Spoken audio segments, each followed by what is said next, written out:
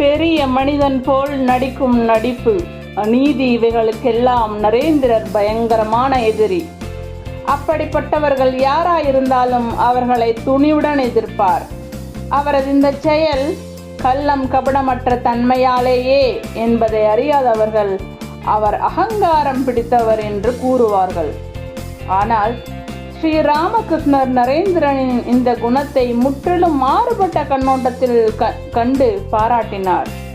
அதை பற்றி கூறும்போது, நரேன் மாசு மறுவற்ற தங்கம் போன்றவன். அவனுடைய இந்த கோபமும் பிடிவாதமும் அவன் தன்னிடம் கொண்டுள்ள தன்னம்பிக்கையிலும் மனக்கட்டுப்பாட்டிலும் இருந்தே தோன்றியவை. தன்னுடைய ஆத்மாவின் தூய்மையில் அவன் நிலைவிட்டிருப்பதால் மற்றவர்கள் தன்னை பற்றி பேசுவதை குறித்து அவன் லட்சியம் செய்வதில்லை என்று கூறுவது வழக்கம். இன்னும் சில ஆண்டுகளில் நரேன் உலகில் எல்லோரையும் விட உயர்ந்தவனாக போவதையும், அப்போது உலக குருவாக விளங்கப் போகும் அவனிடம் இந்த குணங்கள் எல்லாம் மனித சமுதாயத்தின் துயரை நீக்க அரும் பெரும் குணங்களாக பயன்பட போவதையும் குருதேவர் தெளிவாக அறிந்திருந்தார். ஸ்ரீ ராமகிருஷ்ணருக்கு நரேனிடம் அளவில்லாத நம்பிக்கை இருந்தது. அவனுடைய தூய்மையை மாசுபடுத்த எதனாலும் முடியாது என்பதை அவர் திடமாக நம்பினார்.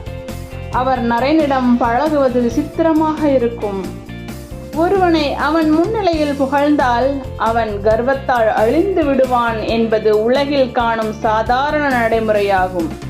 இந்த நடைமுறையை நன்கு அறிந்த குருதேவர் நரேந்திரனை பற்றி பலருடைய நடுவில், ஏன் நரேந்திரனின் முன்பே மிகவும் புகழ்ந்து பேசுவார்.